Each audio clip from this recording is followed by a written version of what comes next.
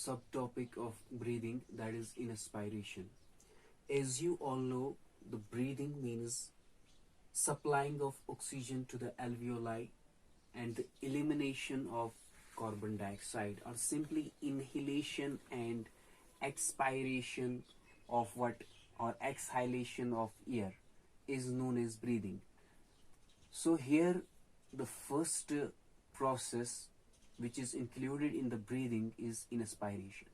जो ये इंस्पायरेशन होती है, इंस्पायरेशन कैसे होती है हमारे इस रेस्पिरेटरी सिस्टम में, वो हम जान लेंगे. इंस्पायरेशन जो होती है, इसमें हम पहली बात आपको ये पता होनी चाहिए कि इसमें हम जो भी ऑक्सीजन होता है वो हम इनटेक करते हैं, हम एयर को अंदर ले आते हैं. The process in which the oxygen is carried in और air is inhaled in is known as inspiration. Okay, तो इसमें मैकेनिज्म क्या होता है, एक्चुअली इंस्पायरेशन होती कैसे है.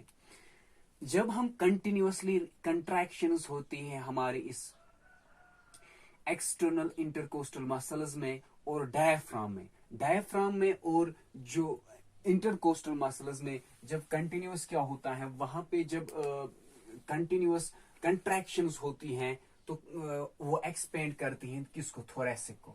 दो चीजें होती हैं इंपॉर्टेंट, एक तो होती है एक्सटर्नल इंटरकोस्टल मसल्स और होते हैं डायफ्राम. ये दोनों जब क्या होते हैं, अगर हम कंसिडर यहाँ पे इसको लंग को करेंगे कंसिडर, ठीक है, तो आपको पता है कि नीचे से क्या होता है कि ये दो लंग्स हैं, नीचे से क्या होता है कि नीचे से डायफ्राम होता है, ठीक है. यहां से आपको पता है कि इन रिब्स होते हैं, यहां से फिर इंटरकोस्टल मसल्स होती हैं, ठीक है, अटैच्ड होती हैं. तो इन दो के बिना पर जब हम कंटिन्यूअसली कंट्रैक्ट करते हैं, जो हमारे एक्सटर्नल होती हैं इंटरकोस्टल मसल्स और डायफ्राम होती हैं, ये क्या करते हैं, जो हमारा थोरैसिक रीजन होता है, थोरैसिक रीजन को ये एक्सपेंड करते हैं. दैट मीन्स इसको ये खुला लेते हैं, दैट मीन्स इसको ये फुलाते हैं, ठीक है. दैट मीन्स इसको ये क्या करते हैं, इसमें कैपेसिटी इंक्रीज करते हैं, ठीक है. तो उससे क्या होता है, जो हमारा पैराइटल प्लूरा होता है, आपको पता है वो किसके साथ जुड़ा हुआ होता है. जो पैराइटल प्लूरा, यहां से आपने पता है, आपको मैंने पढ़ाया आपको, पैराइटल प्लूरा बाहर से होता है, तो यानी कि behind what, ribs, behind ribs के नीचे वो होता है पैराइटल प्लूरा, ये एडहेरेंट होता है. एडहेरेंट मींस ये कंप्लीटली स्टिक्ड होता है किसके साथ, डायफ्राम के साथ और रिब केज के साथ. क्योंकि यहां से आपको पता है कि जो हमारे लंग्स हैं, लंग्स के एंटीरियर वाला साइड अगर हम इसको देखेंगे, एंटीरियर वाला साइड या हम फ्रंटल वाला साइड जो होता है, तो उसके साथ क्या होता है, वहां पे मौजूद होता है हमारा रिब केज, और नीचे से यहाँ क्या होता है, डायफ्राम होता है. ये इन दो के साथ पैराइटल प्लूरा एडहेरेंट होता है, ये चिपका हुआ होता है. इसके साथ साथ इससे क्या फायदा होता है कि ये इसको पुल आउट करता है, ये इसको खींच लेता है बाहर. जो ही हम इंस्पायर आयर कर लेते हैं, इनहेल करते हैं, तो क्या करते हैं, प्लूरा जो होता है, पैराइटल प्लूरा, ये चिपका हुआ होता है डायफ्राम के साथ, रिब केज के साथ, इन दोनों को ये बाहर खींच लेता है, ठीक है. This pulls the visceral. अब जो दूसरा हमारे पास विसरल प्लूरा, जो अंदर से यहां से होता है, लंग्स के इनसाइड होता है, तो विसरल प्लूरा जो होता है वो भी बाहर आ जाता है, वो भी आउटवर्ड मूवमेंट, वो भी आउटवर्ड डायरेक्शन दिखा रहा है, ठीक है. जब ये आपको पता है कि जो ये दोनों प्लूरा होते हैं, ये एक दूसरे के साथ जुड़े हुए होते हैं. The two pleura are completely binded with each other by a fluid which is called as pleural fluid. Pleural fluid की वजह से एक दूसरे के साथ ये जुड़े हुए होते हैं. उससे क्या फायदा होता है, जब ये एक दूसरे के साथ जुड़े हुए होते हैं, ये सारे बाहर आ जाते हैं, विसरल प्लूरा भी बाहर आता है,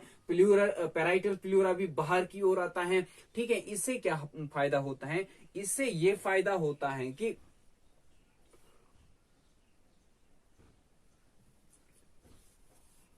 जो लंग होता है, लंग टिश्यू जो होता है, लंग टिश्यू जो होता है वो एक्सपेंड हो जाता है, वो फूल जाता है, ठीक है. मैं यहां पे आपको बताऊंगा कि जो ही पैराइटल प्लूरा और विसरल प्लूरा जो है ये बाहर की ओर आ जाते हैं, इससे हमें ये फायदा हो जाता है कि जो लंग्स होते हैं वो एक्सपेंड हो जाते हैं. लंग्स क्या हो जाते हैं, एक्सपेंड हो जाते हैं. और जो प्रेशर होता है, that means I am telling you, जो प्लूरल पैराइटल प्लूरा होता है और विसरल प्लूरा होता है, ये किसके ये जुड़े हुए होते हैं because of the fluid that we called as pleural fluid. ठीक है, इसके इन दोनों को क्या हो जाता है, ये दोनों क्या दिखाते हैं, आउटवर्ड डायरेक्शन में आ जाते हैं, यानी ये इनको पुल किया जाता है बाहर की ओर। ठीक है, तो उससे क्या फायदा होता है कि इससे हमारे जो लंग्स होते हैं वो एक्सपेंड हो जाते हैं। जब लंग्स हमारे एक्सपेंड हो जाएंगे तो फिर क्या फायदा हो सकता है उससे, जो हमारा जो प्रेशर होता है with in the alveoli, lungs के इनसाइड जो एल्वियोलाइज होते हैं प्रेजेंट, उनमें जो प्रेशर होता है उसको क्या हो जाएगा, विद इन द एल्वियोलाई जो होता है प्रेशर, और जो प्रेशर होता है ईयर पैसेजेस में, एक तो एल्वियोलाई होता है और ईयर पैसेजेस में जो एयर होता है वो क्या हो जाता है, वो फॉल हो जाता है, डाउनफॉल हो जाता है। मैंने बोला कि जो प्लूरल होता है, प्लूरल पैराइटल प्लूरा और visceral pleura, they are binded by fluid known as pleural fluid. तो इन दोनों को क्या खींचा जाता है, बाहर की ओर खींचा जाता है, दैट मीन्स रिब केज इसमें इन्वॉल्व हो जाता है, थोरेसिक कैविटी, डायफ्राम भी इसमें इन्वॉल्व हो जाता है। तो इससे क्या फायदा होता है, लंग्स हमारे एक्सपेंड हो जाते हैं, एल्वियोलाई और एयर पैसेज जो होता है इसमें जो ईयर हो जाता है वो फॉल हो जाता है, दैट मीन्स